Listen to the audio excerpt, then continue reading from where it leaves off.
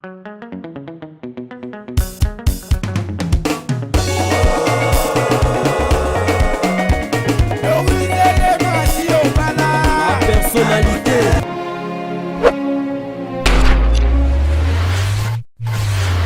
Bonjour, bonsoir, c'est l'horaire à laquelle vous allez me suivre. C'est votre humble servante Vinicia, femme noire, femme africaine, pièce contre pièce, toujours nama solo ya mapangu tozoko bati nati donc biso tozoko bakaka la personnalité TV na kati ya bibwa en tout cas masolo eza kitoko tango nyonso tozongaka place tozongaka 2 3 fois 4 fois, cela veut dire que ba place ezobotama, donc chaque jour ba place ezali kobota mezali kotekama, donc on a tozaja na aveni bozomona déjà ba voisin ndenge batongi penza, ba voisin ndenge batongi mutuka pe yango wana ezoya penza pona kolobaki mutuka eza na facilité ya kokoma si na kati ya lopango. Ba voisin bango wana bazotonga penza bazali kotonga, donc bazotonga, ba voisin bazotonga ndenge kaka bozali komona penza, ndenge bozali komona, donc penza en tout cas yango yo ndenge ka tozomona, donc tozomona balabala ezali penza mosika penza te na makadam, donc toza no loin na makadam, donc ndenge bozali komona raka toye na lopango moko ezali vide, mais eza lopango moko ya munene ebandi esika bordure wana bomoni dormir o ezali na ba fil barbelé esika yango ezali, donc mur ya séparation et séparé biso na ba voisin yango e continuer ekei si na suka kuna na lopango bomoni batongi kitoko wana nde ezali peu mur o séparé biso na ba voisin, donc oyo ezali balabala munene mutuka eza na facilité ya kokoma ti esika o kokoma to pesika lopango ezali, donc sans plus tarder tokota poto beta masolo ndenge kara ezalaka na kati la personnalité ti nous toza na kati lopango yango yo toza na kati lopango ezali clôturé, donc eza terrain vide eza clôturé ndenge ka bozali komona penza ezali 20 mètres sur 40, eza 20 mètres sur 40,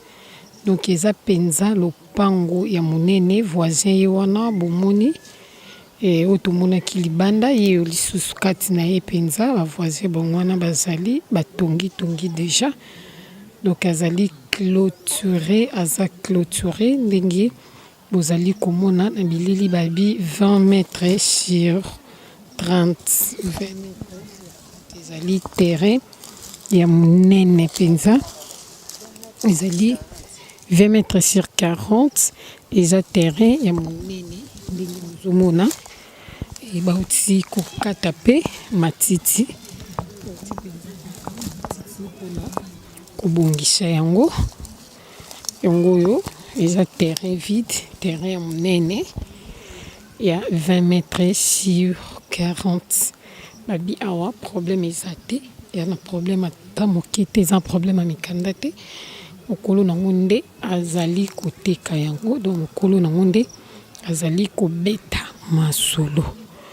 totuni balobi awa babanzi yango na 40 000 à discuter, toza na kati ya bibwa 40 000 à discuter na terrain au bozomona ya 20 mètres sur 40 ezali clôturé, donc mutu oyo a kosomba place oyo ye a clôturer lisusu te, ye oyo eza important na ye ezalaka ya kotonga ba voisin bango wana donc babanda kapé déjà kotala fondation eza déjà na mwa fondation babandaka déjà kosalama vu mokolo na yango possibilité eza lisusu te yango wana atia yango à vente. Babi awa babandi yango na 40 000 à discuter. 40 000 à discuter balobi et soki ozana ba 33 donc ozana 35 33 ezali passable mais ezali solo ya mosombi na moteki nga na pesi penza prix finalité donc yo pusani nga kokolo ba 33 tant mususu yo tant ko pusa na pene pene pour beta masolo bo beti ndenge mususu tant mususu pe ndeke ezala nango bokiti pe lisusu na se ya 33 bokiti na se ya 35 donc balobi awa problème ezalité problème ezate babi kobanga prêter terrain penza eza munene terrain eza munene 20 mètres sur 40 20 sur 40 mètres en tout cas eza munene ezali clôtureux ezali na portail déjà donc courant ezali mai pe ezali en tout cas baza pe musika makasi te na makadam bazali musika te bomoni mutuka ndenge lekaki biso libanda mpona oloba ke mutuka ezali na facilité ya kokoma ti place lopango ezali ekoti ti na kati ya lopango donc biso tozozela bino toujours ndenge kara tosalaka bobengi biso en tout cas toza wana mpona bino koluka toujours terrain d'attente entre mosombi na moteki. Toujours continuer toujours na kati ya Bibois na kati ya Bibois toujours continuer et tous en avenue ndenge buzumona avenue munene penza mutuka ti nati et na simananga eza na makadama donc eza nolo vraiment na makadama bato bazotonga bato penza bazotonga ndenge buzumona na bilili donc bato bazotonga na kati ya Bibois bato bazotonga esika pe ezali bien environnement na yango ezali bien penza lopango ebandi na coin wana esika bakol wana ezali ekei ti na suka esika bakol obozomona ezali donc esukeli nde wana eza libanda na yango donc na kati penza ezali na terrain vide ezali na ndako ezali inachevé donc tosalaka nde tosalaka tokota na kati tokobeta masolo boyeba eza ba combien ba prix nango eza combien pe toyeba ndenge nini ya kosolola ne toza na kati ya lopango lopango yango ndenge bozali komona ezali na ndako moko ezali inachevé donc lopango penza eza munene awa balobi ezali ko mesure 20 mètres sur 30 20 mètres sur 30 wana nde ezali mesure ya lopango ba voisin bango wana donc courant ezali mai ezali nyonso penza ezali ya malamu awa na kati ya Bibois balobi awa tango tobeti masolo toyeba bango batie combien balobi bango batie musika te batie 35 à discuter na terrain il y a 20 mètres sur 30 donc terrain 20 mètres sur 30 ezana inachevé ezanda komoya sika et isili nano penza te ndenge bozali komona na bilili balobi ezali likambo toujours ya lisolo ezali toujours likambo ya lisolo ezali likambo kaka ya lisolo ndenge bozomona na terrain oyo babi ezali likambo ya lisolo donc yo koma kaka sur place kubanga prêter koma sur place betande lisolo eza elembo ya boyokani lisolo yango wana toza na sima ya ndako ndenge bomoni